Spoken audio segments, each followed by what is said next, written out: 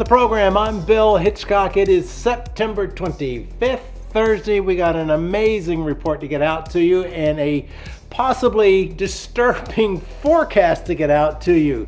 We know that there is some storms approaching, but is there a possibility of 3 storms, a possibility of 3 hurricanes? We're going to talk a lot about that. Of course, we're going to talk about fishing port stuff. The Spanish mackerel catches continue. Mullet or showering just along the coast of North Carolina. And by the way, the Spanish mackerel, I'm talking about from the beach as well, not just from a boat. Drum or schooling up in the Sound. Lots of activity going on, but we also have your weekend wind and sea surface temperature forecast. But I want to go into this first. Hurricanes, underlined possibility of up to 3 hurricanes off the coast of North Carolina over the next couple of weeks. Let's take a look at this. National Hurricane Center, there you see Humberto in the other system. Humberto, well, I want to talk about this. What I want to show you is I want to show you the Euro, the ECMWF long-range forecast. It's going to go from today, September 25th, on past into October 5th, which is a magical day that I want to get into. I want to show this to you again. This is the Euro. This is long-range forecast. Things do change on a regular basis. But let me go on and roll that for you right now. As you can see here, that very first low pressure system, that's Humberto. As it turns in, it will turn into a vicious hurricane. But look at that other system here, that low pressure to the left. Look what happens to it. It turns into a Category 1 hurricane, and it goes towards, on up to, unfortunately, the mountains of North Carolina. Humberto never makes it to the coast, but watch what happens now, or going into October, or 3rd, 4th. A third system develops off the coast of North Carolina.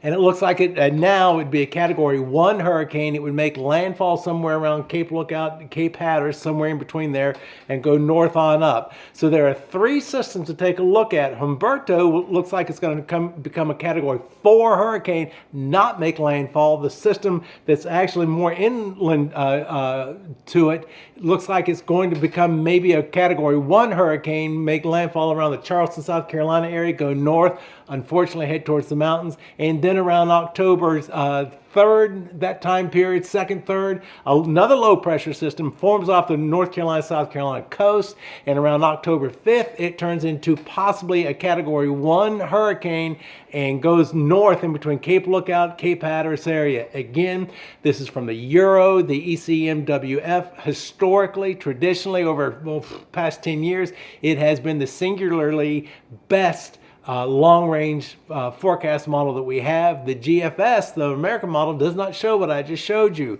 So I'm showing this to you just as a heads up, but please, if you had one source of information, go to the National Hurricane Center. Always go to the National Hurricane Center. I just want to tell people about this, give them a heads up of possibilities. We will keep you informed as we go forward. Now, what I would like to do before we get into the fishing report, let's get into this coming weekend's wind report, sea surface temperatures, and weather report to see what it's going to be like fishing this weekend. Let's take a look. I'd like to thank Satfish, the satellite fishing technology company that supplies us with this information, this satellite information, sea surface temperatures, wind, and things such as that. It is in real time and also forecasted. Now, sea surface temperatures, look at this.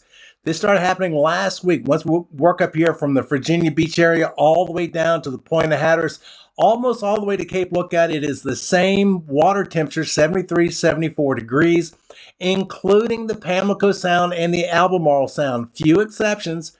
We've had a southerly wind and a little bit of sunshine. You can see up in the head ends of some of these creeks where they're pushing up to 78, 79 degrees. It's a lot better than the 85 degrees it was a couple of weeks ago.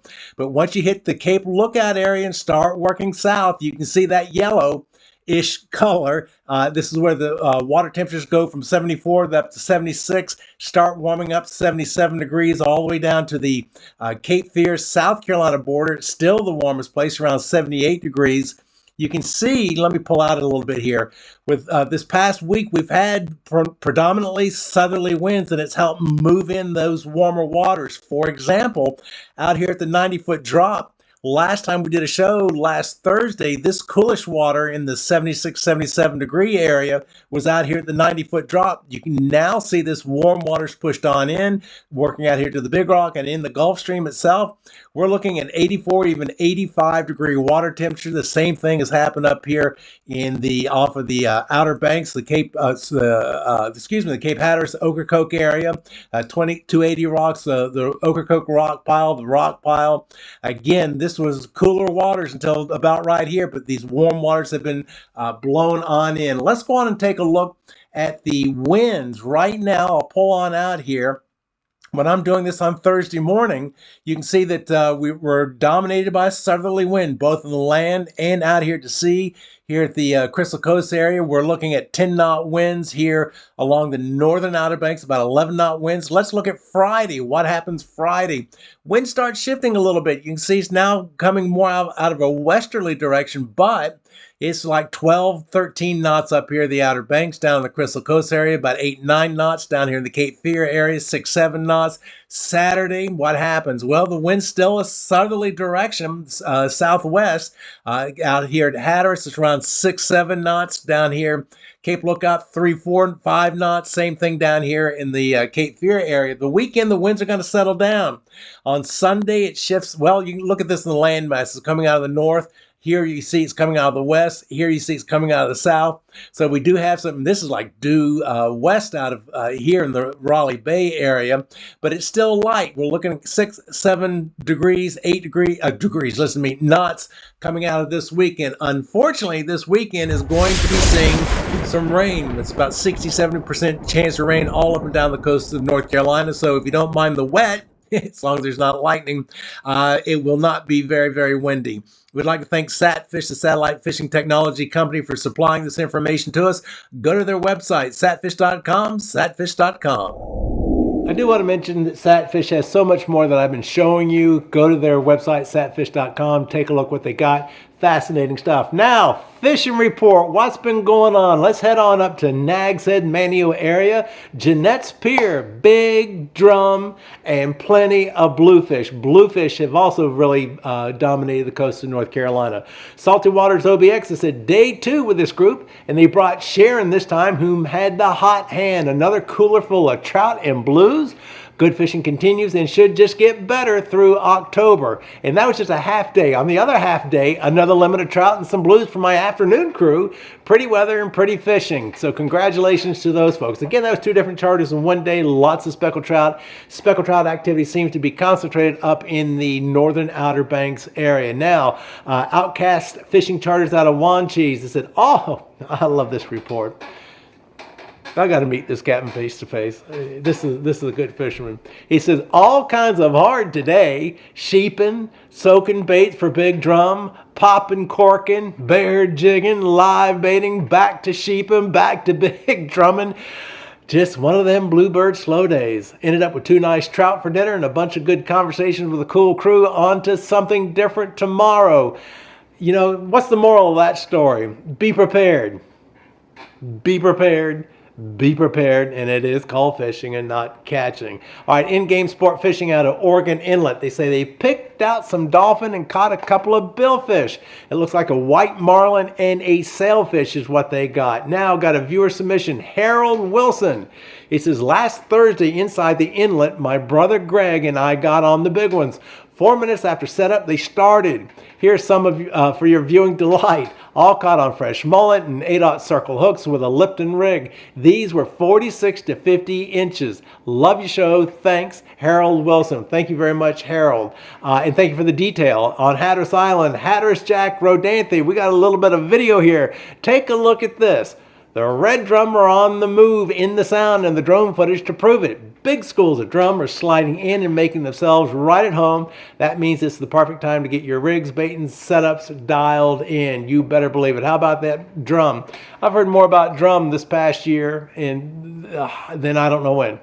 And I think it's not, I don't know if it's so much a matter of the drum are there as much as it is the fishermen and getting smart about it. So anyway, Frank and Friends out of Avon, North Carolina, they said all we heard from the ocean today was some blues from the beach and some drum off the Avon Pier. The sound side has been doing well with drum and blues as well. James got a nice 43-inch citation drum on the sound last night, and Dallas caught a 30-inch bluefish. That's a honker. Spectacular there at Hatteras. They said not only did Mike and Roxanne Newton catch their limit of poppy drum and bluefish, but we released a lot of undersized pups. Yay.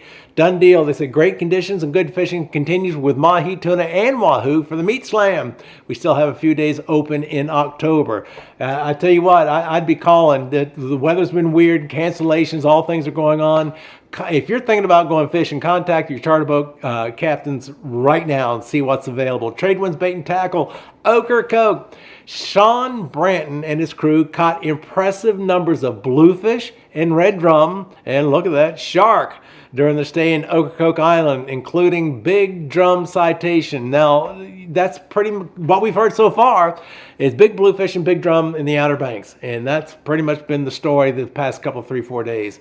Fish Ocracoke said all this wind hasn't kept us completely tied to the docks. We've been able to fish inshore, and it's brought some good drum fishing. Now in the central coastal area, viewer sends this in. David Hannaquit. Hello, Bill. Took my 9-year-old daughter Savannah fishing this weekend in Morehead City, and we got this flounder behind the seawall at the rock wall. The fish measured 26.5 inches and was safely released, caught using a 3/8-ounce man jig head with a 6-inch white gulp grub. Thanks for the reports, and thank you for the information. Regards, David Hennequit.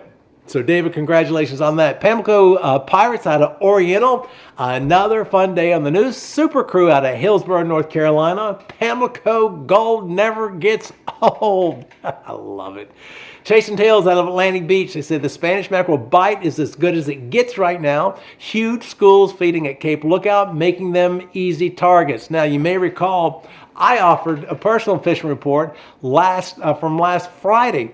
I was out there in the Pine Hill Shores, Atlantic Beach line of demarcation of that area in front of the Doubletree Hotel, bottom fishing, catching sea mullets off the surf, sea mullets and spots, and then just saw Spanish mackerel just jumping all over the place, re-rigged, boom, just started catching them up to about 3 pounds. All right, in the southern area, viewer Damon Richardson, 27 1/4 inch redfish caught Saturday on the 20th in the Elizabeth River in the Southport, Southport Oak Island area. Live finger mullet on 4/0 circle hook. Gear caught with 22-foot bay boat using Shimano 2500 reel. Fenwick medium light fast rod. Thank you, Damon. And again, I asked everybody, give me context, give me specifics on how you're catching, what you're catching, where you're catching, kind of deal. And you've been doing it. Thank you. Matthew Pritchard, another viewer, he says, love the show. Here is this picture of a nice red drum I caught in the waterway by Holden Beach. I was using a popping cork with about 2 to 3 foot leader and a finger mullet that I cut in half. Not sure what water temperature was, but I was fishing in about 10 to 14 inches of water at low tide out of the marsh grass. And I can't stress this enough.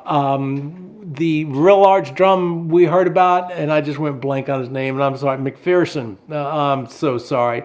But he was catching like this 15-inch drum in a foot or two of water. Here, not a foot of water, and Matthew's catching these drum. Said also caught this baby flounder in a cast net, which was the first for me. Never seen one this small before. Matthew Pritchard, I've got some great stories about small flounders, like coming in 4th place in a tournament where they only paid 3 places because the flounder I turned in regurgitated a flounder about that big. That's a story in of itself. A viewer, Django, he sent me a wonderful email, and I had to cut out most of it due to time. But he said Monday, September 22nd, water temps were in the mid-70s, mild waves with about 7 to 9 knot winds, cloudy overcast in the mid-80s. I came to visit my mom, and we decided to have a day of fishing. She was the one who taught me to fish, and it was great to get her back on the pier with rod and reel in hand at almost 80 years old. The fishing didn't disappoint. We caught many nice-sized bluefish, a few undersized pompano and jack crevalle. Gave the bluefish away, but kept this 13-inch croaker caught by my mom on a high-low rig with fresh cut shrimp. Doesn't it look like a drum without a spot? Big old croaker. All right, congratulations to Django. Viewer, also Joe Brock, he says, on the water at 8 a.m. Tuesday at Shalote Inlet. Spanish were thick and plentiful. Never went more than a half mile from the mouth of the inlet. Caught over 30 Spanish mackerel in 2.5 hours, and I was alone in the boat. Several double hookups during this time. Back on the lift by 11 with the 11 I kept.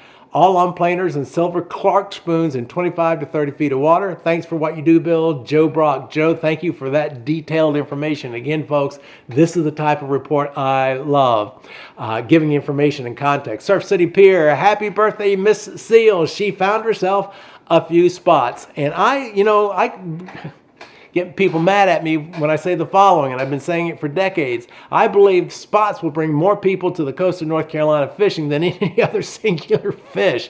I mean, they will just crowd the beach from all across the country. All right, Johnny Mercer's Pier. This is a great report. Lots of things to talk about. They say another great day fishing on the Johnny Mercer Pier. A little bit of everything, as you can see from that picture. Also, Mike Foy left an L.O. Baba with red drum. Congratulations to those guys. And Bill Davis decks an 18.7-pound king mackerel and a 4-pound Spanish mackerel. Rick Dove assisting with the gaff. Guess who I'm going to be hanging out with if I'm at that pier fishing. So congratulations on both of those mackerel. Curie Beach Pier. Kevin Moss celebrates his first king mackerel. And it looks like that king mackerel celebrated too much. So it looks like he took it out and got it drunk and had to carry it home. Just teasing, Kevin. Congratulations on the fish. Yeah, here comes the emails. Yeah, buddy. Now you know I don't give my phone number out. Rick and Reddy out of Supply, North Carolina. Yesterday's 6-hour half-day offshore charter with Captain Will Werner was one of for the books. The bottom fishing was on fire, and the crew brought in some solid catches, including grouper, snapper, and amberjack. And wildlife bait and tackle out of Southport. Yay, we got a fishing report out of them. Marty Doak with a citation-sized speckled trout weighing 7.35 pounds, 28.5 inches long, 14.5-inch girth. That's a big mamma jamma. And look at this video from Mindy and Matt Rozak from Oak Island Fishing. It's a Facebook page. Look at this video and listen.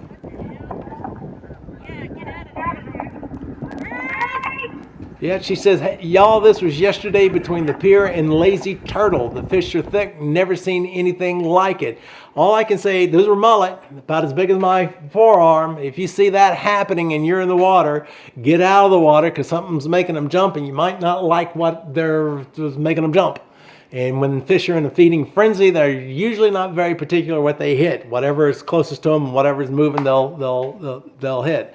So just get out of the water if you see mullet's doing that kind of thing. Now, another viewer, J.D. Peel. I have no information, but I do have a little video. It's Wahoo. It says Wahoo and Mahi and Bottomfish. We've got a still picture to show you as well. So congratulations to J.D. Peel. In the future, just give us some context. Where were you? What were you fishing with? That type of thing. Email me, billhitchcock@mail.com. billhitchcock@mail.com. Send in your fishing videos and pictures. By the way, you can take a picture of the lure you were using or the bait you were using, that type of thing. Anything that can give us some type of information. Again, I keep using that word context. Where you're fishing, how you're catching, all that kind of thing would be greatly appreciated. We don't need to know your secret fishing spot. Again, if you tell us your secret fishing spot, I'll be glad to tell the world. So just send us some information. It doesn't matter if you're a charter boat captain, if you're a pier, if you're a bait and tackle shop, professional fisherman, amateur fisherman. You may recall 2 weeks ago we had a lady who had only been fishing for 2 months. And she went on sending the wonderful pictures of her catches. So email me, billhitchcock@mail.com. That's all the time I have for. Keep an eye to the sky. Go to the National Hurricane Center. See what's going on. Things will be changing on a day-by-day basis. So be prepared. All right, I'm Bill Hitchcock. Until next time, see ya.